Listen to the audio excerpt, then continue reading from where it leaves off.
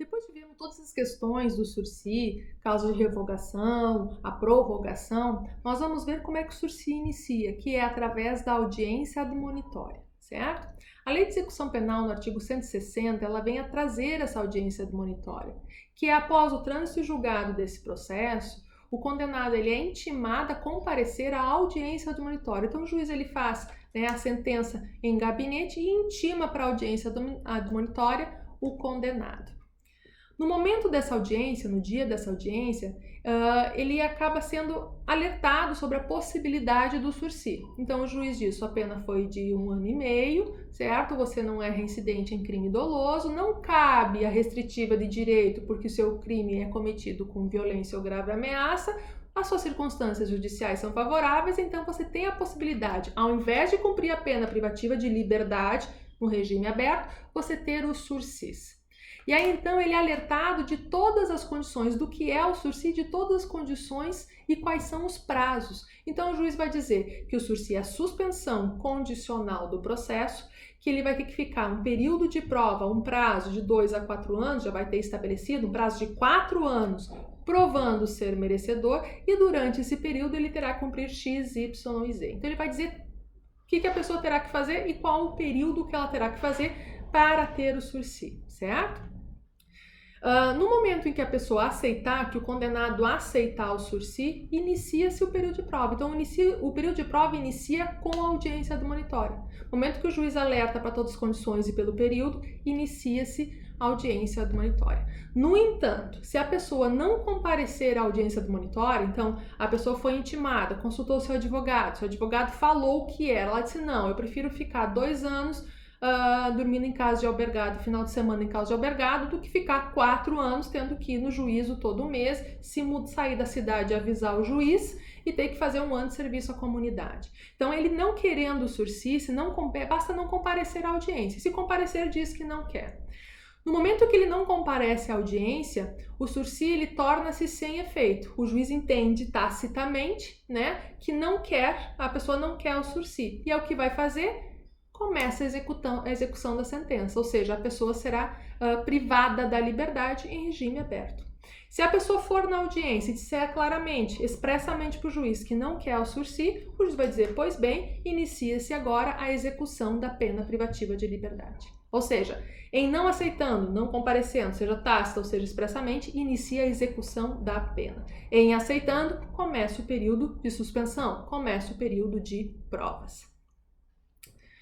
É importante nós ressaltarmos que dentro do direito nós vamos encontrar também o sursi processual. Nós tratamos até agora da suspensão condicional da pena. Nós tivemos um processo, nós tivemos uma condenação. No entanto, nós vamos encontrar a suspensão condicional do processo, ou seja, onde o processo fica suspenso mediante algumas condições. Então, nós vamos ver aqui na suspensão condicional do processo, ele é previsto lá na Lei 9.999, de 1995, no artigo 89 dessa lei, que dá essa possibilidade de suspensão do processo. Ou seja, a pessoa está sendo processada por um crime de menor potencial ofensivo, ou seja, onde a competência é do Juizado Especial Criminal, previsto na Lei 9.099 de 95, e o juiz vai dizer o seguinte para a pessoa sendo processada: eu vou pegar o seu processo e eu vou guardar na gaveta. E você, num prazo de 2 a 4 anos, é o mesmo período de prova, terá que cumprir determinadas condições. Se você, nesse prazo, cumprir essas condições, extingue-se o processo. Não vai haver condenação, não vai haver absolvição, será arquivado. Então, aqui nós temos uma ferramenta bastante interessante, porque da pessoa não tendo uma condenação, ela não vai ter a reincidência, ela não vai ter antecedentes criminais, mas somente são para crimes de menor potencial ofensivo. Então, aqui, e até no sursi processual, quem vem a oferecer é o Ministério Público e não o juiz, é o Ministério Público que oferece.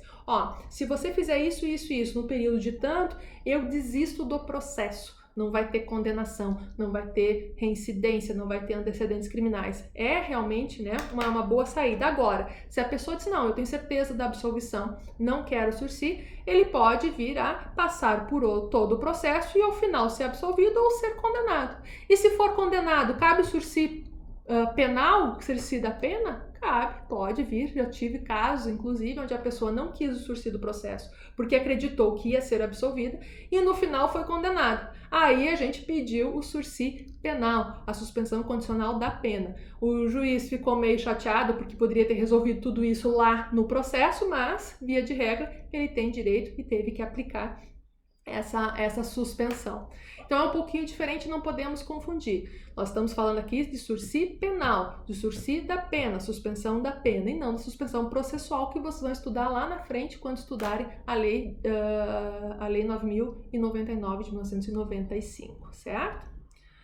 Mas ok, recebi o sursi mediante um período de prova X, cumpri os requisitos, e aí eu tenho a extinção da pena. Então, cumprindo todas as condições determinadas pelo juiz, certo? Durante o período de prova determinado pelo juiz, extinta está a minha punibilidade, ou seja, eu vou ter cumprido a minha pena. A pena privativa de liberdade findou. Então, o juiz tira aquela execução de pena da gaveta e coloca lá, cumprido. Ou seja, extinta está a punibilidade, certo? Então, o artigo 82, ele traz essa extinção da pena com o cumprimento dos requisitos no período de prova, certo?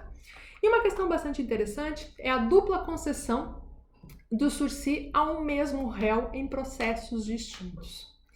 Aqui é uma questão bastante interessante que nós temos que levar em consideração, porque aqui quando o judiciário veio, o legislativo, né, veio trazer no nosso Código Penal o sursi, ele não contava com a morosidade, né, e com a falta de comunicação do nosso judiciário.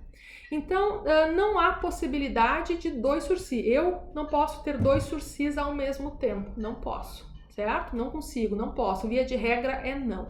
No entanto, a jurisprudência teve que admitir essa possibilidade porque houve uma falha, um erro dentro do judiciário. Uma falha em relação à morosidade.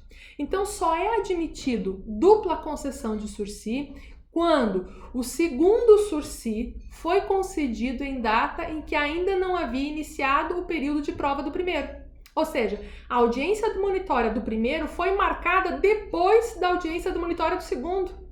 Então, no do segundo, não sabendo que existia do primeiro, concedeu o sursi, e aí, então, mediante isso, a jurisprudência teve que dar essa possibilidade de dois sursis ao mesmo tempo. Vamos ao desenho que fica mais fácil nós entendermos essa dupla concessão de sursi para o mesmo réu em processos distintos.